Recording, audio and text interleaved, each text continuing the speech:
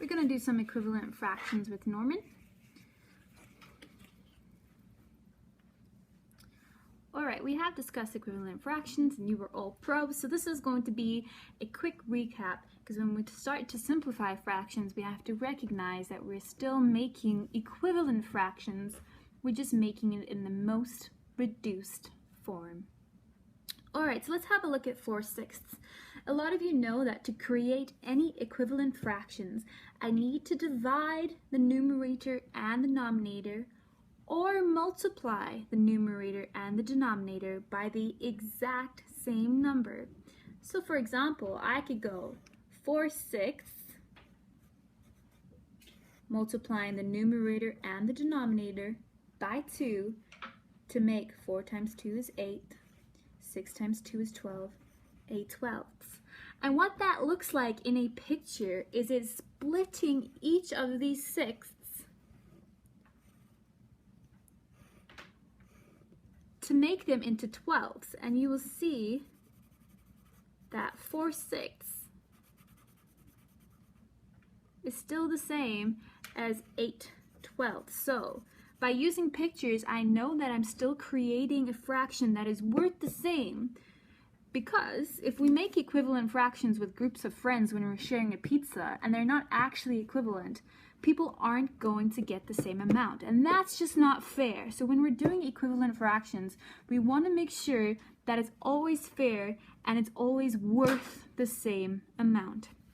So let's do 4/6 once again.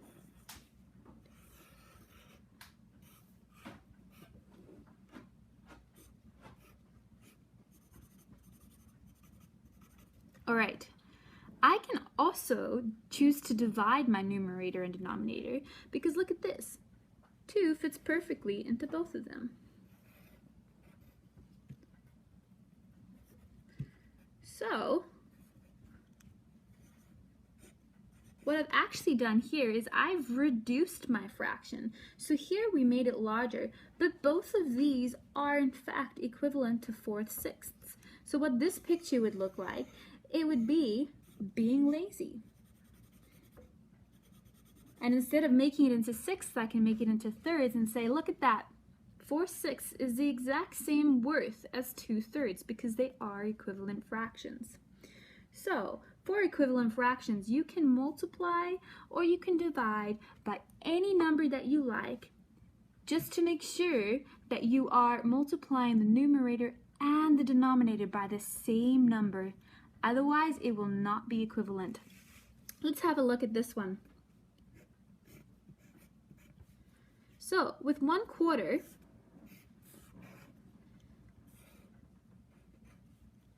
I can choose to multiply by 10 if I wanted to. I could even choose to multiply by 1,000, and I'll still get an equivalent fraction, so long as I do to the numerator what I'm doing to the denominator. So when I multiply 1 by 10, I get 10, and 4 by 10 gives me 40. Now we can take this fraction and we can choose to divide it by a number, so long as my numerator, what I divide my numerator by, I can divide my denominator by. So let's say we decide, oh, look at that, 5 fits into both 10 and 40 perfectly.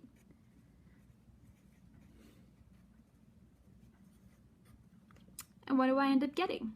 Well, 10 divided by 5 gives me 2, and 40 divided by 5 gives me 8. Look at that. I have just made an equivalent fraction by dividing, and when we divide, that is called reducing. If we had to take it even one step further and say, wow, 2 and 8 are both divisible by 2, what are the chances? If I divide them both by 2, what do I get? 2 divided by 2 is 1. 8 divided by 2 is 1/4. 1/4. Hey, that's our original number. So what we did is we've made a series of equivalent fractions by multiplying the numerator and the denominator, or dividing the numerator and the denominator by the exact same number.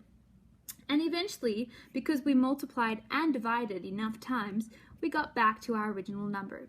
So that's equivalent fractions. You'll need this information before we start simplifying and reducing fractions.